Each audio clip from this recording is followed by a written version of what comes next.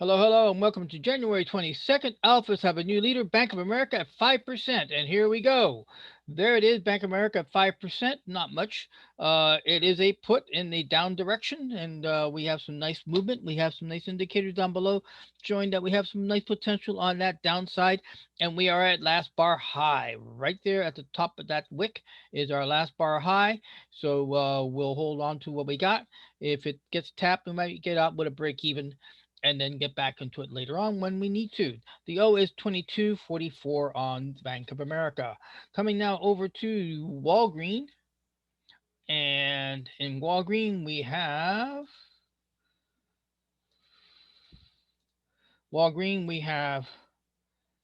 a it's also a put in the down direction, and the high is right there on top of that candle, and it's holding barely 1%.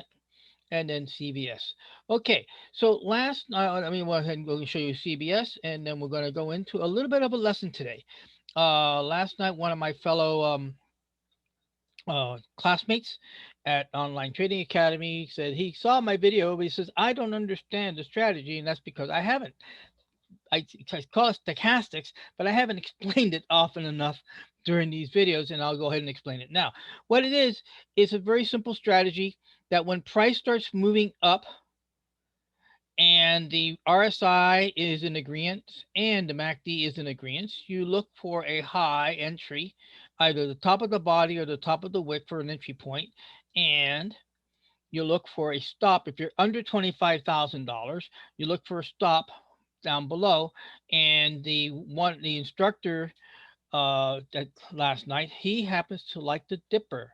He uses the dipper as a way of, when he gets into a trade, his objective is to get to 3 to 1, and once he crosses 3 to 1, he'll trail the out at a dipper, which is right here. This is your dipper. So you can go and say put the dipper here.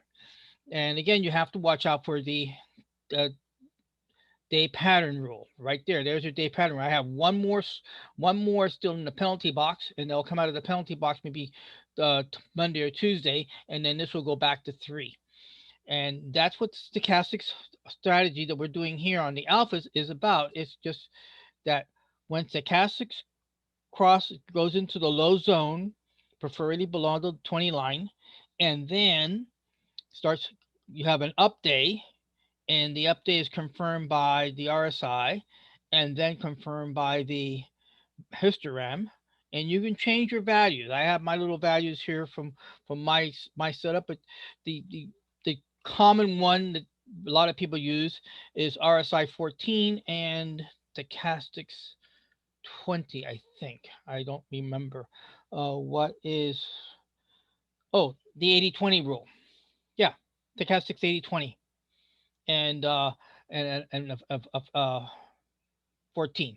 Stochastics 14, RSI 14, and then histogram, the MACD is in 12. Uh, and that's what you do it. And you build a scanner, and then you put in your parameters. You put in your parameters on your scanner, and on the scanner, you come in and you put in your parameters of how much volume and what you can afford. You can't afford everything. So, like my daughter, she has her barrier is not more than $40. Any stock over $40, she doesn't look at. Her scanner comes up with less than $40 stocks, and then she looks at then she goes and looks at the options, and then applies the option criteria to get into the trade. And she's using a similar one with a slight variance that she has come on to. So that is what stochastic strategy is about. It's rising up, confirmation from RSI, confirmation from the histogram, not the value line. The value line is kind of an added sauce, but sometimes the value line lags before it starts making any kind of presentation. It lags. So I found that stochastics is much more ahead of the group in the direction. And then after you get into the trade, you're doing last bar low all the way up to, you would have been out right here. Had you done this here off this entry right there, now the arrows show up on your Tinker Swim where you say, you want the signals turned off or turned on, turned off or turned on. So I turn them on, and that's where these arrows automatically appear. And then the arrows are another guidepost of saying, okay, this is trending up, that's trending up. There's possibilities here. See how this stochastic is slow and flat? It wouldn't. The scanner would not pick that up. The scanner would pick up right here. Right there, the scanner would have picked up, and right there would have been the entry. And then once the trade starts, you're going last bar low exit, and then you get out right here. The idea is you're not in it to make big money, you're in it just to make consistent money and to control your losses. You saw that if you go back to January 15th, we did have a big winner. We got a humongous ride out of Walgreen on January 15th. So go look at my video, January 15th, and you'll see that we had 120%. That's what trading's about. Trading is like surfing. You don't know if the trade's going to go with you, against you, or with you, but the bottom line is you have to know where to put that stop in case it doesn't go out.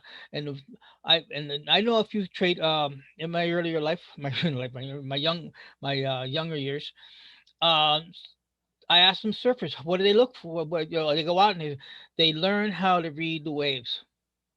They learn to see if coming, and then they jump on it. And then sometimes it works out, and sometimes it doesn't. Sometimes it doesn't. Sometimes it doesn't. And that's what they do. And then the smart ones also, when it starts petering out, they don't wait all the way to the end because you have to paddle out further back out again. So then once it starts getting to a point where they're done, they jump off and head right back out and get ready for the big one again because they're looking for the bigger, longer ride. And that's trading. All right, so that is stochastics, and you can see we had that operation. That's how this strategy for the challenge is working out. Also, report the on this Friday we are underwater by almost $600.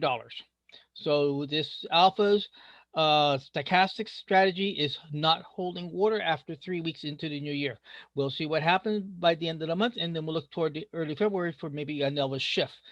That said, that takes us over now to the euro. And this is the 1 minute chart. And here at the euro, I happen to like candlestick patterns.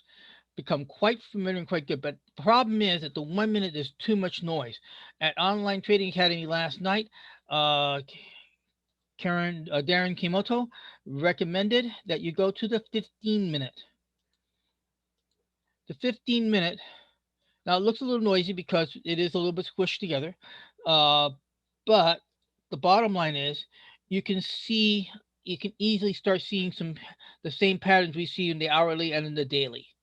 And that is where binary options has an opportunity, but it's a 15-minute chart. So if you have to be a little bit more patient with the binaries in the 15 minute, if you're going to be using candlesticks for a possible strategy. That it really is the conclusion of today's report. We are making progress on our funding, and hopefully we'll be done getting there into by Monday. And with that said, we're going to conclude today's report of January 22nd. The Alphas, new leaders, Bank of America with stochastic strategy. And at 5%, Alphas have 5 wins, the Tigers have 0. And we'll catch you Monday. Thank you very much. Bye bye.